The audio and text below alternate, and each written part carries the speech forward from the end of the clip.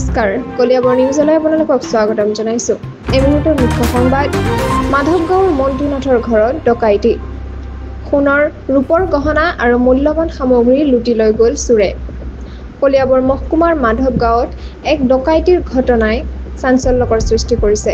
মন্টুনাথ নামৰ এগৰাকী লোকৰ ঘৰত এই ঘটনা সংঘটিত হৈছে।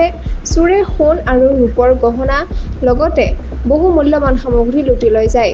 এই ঘটনাটোৰ পাছত অঞ্চলটোত আতংকৰ পৰিৱেশৰ সৃষ্টি হৈছে। ঘটনাৰ তদন্তত নামি পৰিছে স্নিফাৰ ডগৰ সৈতে আৰক্ষীৰ দল। চোৰ ধৰাৰ পৰা পৰিবলৈ আৰক্ষীয়ে স্নিফাৰ ডগৰ সহায়ত তদন্ত আৰম্ভ কৰিছে। স্থানীয় ৰাইজে আৰক্ষীক সঘন সহযোগিতা আগবঢ়াইছে। ঘটনাস্থলীত আৰক্ষীৰ উপস্থিতি আৰু তদন্ত অব্যাহত আছে। এই ঘটনাই স্থানীয় লোকৰ মাজত এক গম্ভীৰ প্ৰতিক্ৰিয়া জন্ম দিয়াৰ লগতে নিৰাপত্তাৰ অভাৱ বুজাইছে।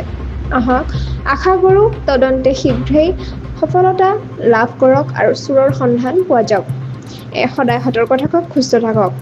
কলিয়াবৰ নিউজ চেনেলটোৰ লগত সংযুক্ত হৈ থাকক। চেনেলটো লাইক, কমেণ্ট, শ্বেয়াৰ, ছাবস্ক্ৰাইব কৰিবলৈ নাপাহৰিব। লগতে কাষতে থকা বেল আইকনটো দবাবলৈ নাপাহৰিব। ধন্যবাদ।